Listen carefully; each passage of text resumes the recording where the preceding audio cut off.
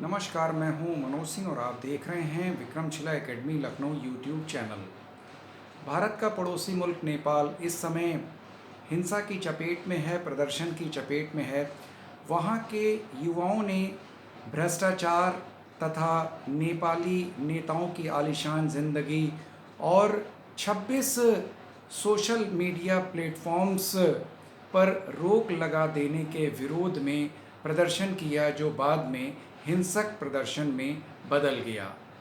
इन 26 social media platforms में जो मुख्य रूप से जो बच्चे इस्तेमाल करते थे, फेसबुक, इंस्टाग्राम और यूट्यूब, इन पर रोक लगाई गई है।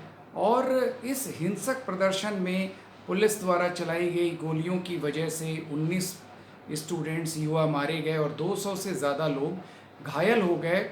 और अब तो स्थिति ये है कि नेपाल के कई शहरों में, कई ज़िलों में कर्फ्यू लगा देने की नौबत आई और सेना के हवाले कर दिया गया है। और इस सारी हिंसा की जिम्मेदारी लेते हुए वहाँ के गृह मंत्री रमेश लेखक ने इस्तीफ़ा दे दिया है। इस प्रदर्शन को जेन जेड प्रदर्शन कहा जा रहा है। आखिर ये नाम कहाँ से आया?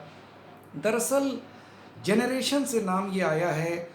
नेपाल में 1997 से लेकर 2012 के बीच पैदा हुए युवाओं को जेन जेड के नाम से संबोधित किया गया, जिनकी उम्र 18 से 25 वर्ष है। और इन युवाओं की परवरिश ही इंटरनेट और सोशल मीडिया प्लेटफॉर्म्स के जरिए हुई और इन प्लेटफॉर्म्स को उन्होंने अपनी ज़िंदगी का हिस्सा बना रखा था। इससे सिर्फ ये जानकारियाँ ही नहीं लेते थे, अपनी अभिव्यक्ति भी वो करते थे, उनको जो भी समस्याएं होती थी या अन्य दिक्कतें होती थीं। दरअसल नेपाल में वहाँ के नेताओं की आलीशान ज़िंदगी, उनके बच्चों की आलीशान ज़िंदगी जो वो सोशल मीडिया प्लेटफॉर्म्स पर पोस्ट करते थे, नेताओं के बच्चे अपनी कारें, अपनी महंगी जीवन शैली, उसको लेकर के इन नेपाल के युवाओं में बड़ा असंतोष था और सोशल मीडिया प्लेटफॉर्म्स पर ये अपनी अभिव्यक्ति करते थे। और जब ये असंतोष ज़्यादा बढ़ने लगा तो नेपाली सरकार ने रजिस्ट्रेशन के लिए बाध्य कर दिया सोशल मीडिया प्लेटफॉर्म्स को और ये कहा कि सोशल मीडिया प्लेटफॉर्म्स जो हैं उस पे फर्जी अकाउंट बना करके देश में अशांति, अफवाह और हिंसा फैलाई जाती है। और 3 सितंबर तक की तारीख दी गई कि वे जो सोशल मीडिया प्लेटफॉर्म्स में वो अपना रजिस्ट्रेशन करा लें और साथ ही साथ नेपाल में अपना सक्षम अधिकारियों की नियुक्ति करें कि अगर नेपाल सरकार को कोई दिक्कत होगी तो वो इन सोशल मीडिया प्लेटफॉर्म्स के किस अधिकारी के साथ संपर्क करें या उससे शिकायत करें या अपनी बात रखें। लेकिन इन सोशल मीडिया प्लेटफॉर्म्स ने न तो रजिस्ट्रेशन कराया और न ही नेपाल सरकार के आदेश को माना। इन सोशल मीडिया प्लेटफॉर्म्स के जो कर्ता धर्ता थे उनका ये कहना था कि नेपाल में उनका बेस बहुत कम है और अगर इन शर्तों को, नेपाली सरकार की शर्तों को माना जाए तो वो काफ़ी खर्चीला होगा और नेपाल की देखा देखी अन्य विश्व के तमाम छोटे छोटे देश भी मांग करने लगेंगे कि उनके यहाँ भी इस प्रकार की व्यवस्था की जाए। भारत और बड़े देशों में जहाँ पर बेस कस्टमर का ज़्यादा है वहाँ पर तो ये चीज़ें की जा सकती हैं। तो जब नेपाल सरकार की बातें इन सोशल मीडिया प्लेटफॉर्म्स ने नहीं मानी और सरकार पहले से ही परेशान थी नेपाली युवाओं के सोशल मीडिया प्लेटफॉर्म्स पर सरकार के खिलाफ बयानबाजी से, सरकार के खिलाफ अभिव्यक्ति से, तो सरकार ने फिर इन पर बैन लगा दिया। युवा पहले से ही असंतोष से भरे हुए थे और जब इन 26 सोशल मीडिया प्लेटफॉर्म्स पर रोक लगा दी गई तो युवा उद्वेलित हो गए और सड़कों पर वो निकल गए और उन्होंने जो भ्रष्टाचारी नेता हैं, चाहे उसमें नेपाल के प्रधानमंत्री वर्तमान केपी शर्मा ओली हों चाहे पूर्व पीएम शेर बहादुर देवबा हों या पूर्व प्रधानमंत्री प्रचंड हों, इनके बच्चों की आलीशान जीवन शैली से वे पहले से ही परेशान थे।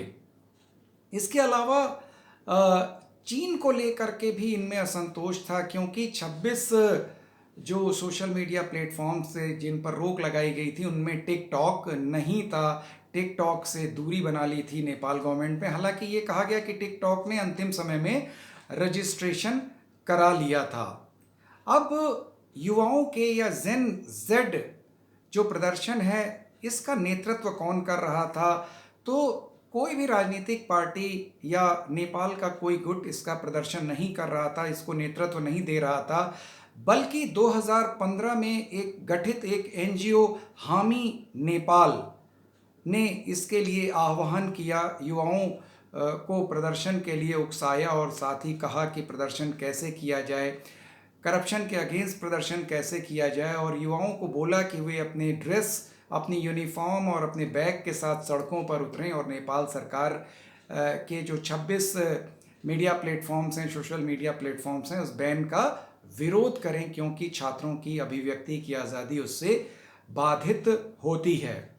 तो मुख्य भूमिका इस एनजीओ हामी नेपाल की ही रही और इसका संस्थापक सुरान गुरुंग था, जो इस एनजीओ के माध्यम से इन युवाओं का नेतृत्व कर रहा है। हालांकि ये जो हामी नेपाल एनजीओ है, ये नेपाल में सामाजिक कार्यों के लिए आपदा के समय में महत्वपूर्ण भूमिका निभाता था। जैसे कि आपको पता है कि नेपाल में तमाम प्राकृतिक आपदाएं आती रहती हैं, जिसमें भूकंप वगैरह मुख्य रूप से होते हैं। तो उस समय इस एनजीओ ने महत्वपूर्ण भूमिका निभाई थी। और अभी हाल ही में एक घटना भारत में घटी थी, भुवनेश्वर में। वहाँ पर एक नेपाली छात्रा थी जिसको उसके बॉयफ्रेंड ने प्रताड़ित किया था और उस नेपाली छात्रा ने आत्महत्या कर ली थी। तब हामी नेपाल जो एनजीओ है वो काफ़ी चर्चा में आया था। और अब नेपाल में जेन जेड जो युवाओं का आंदोलन है, उसमें इसकी महत्वपूर्ण भूमिका है। तो उम्मीद की जाती है कि भारत के पड़ोसी मुल्क में जल्दी ही शांति स्थापित होगी, युवाओं के आक्रोश को कम किया जाएगा। हालांकि भारत सरकार ने अपनी नेपाल से लगने वाली सीमाओं पर जो गश्त है वो बढ़ा दी है और सावधानी रखी जा रही है कि उसका असर भारत की तरफ न पड़े। तो आज के वीडियो में बस इतना ही। अगले वीडियो में हम लोग फिर से किसी नए मुद्दे पर या इसी मुद्दे पर हम लोग आगे क्या प्रगति होती है उस पर चर्चा करेंगे। नमस्कार, जय हिंद, जय भारत।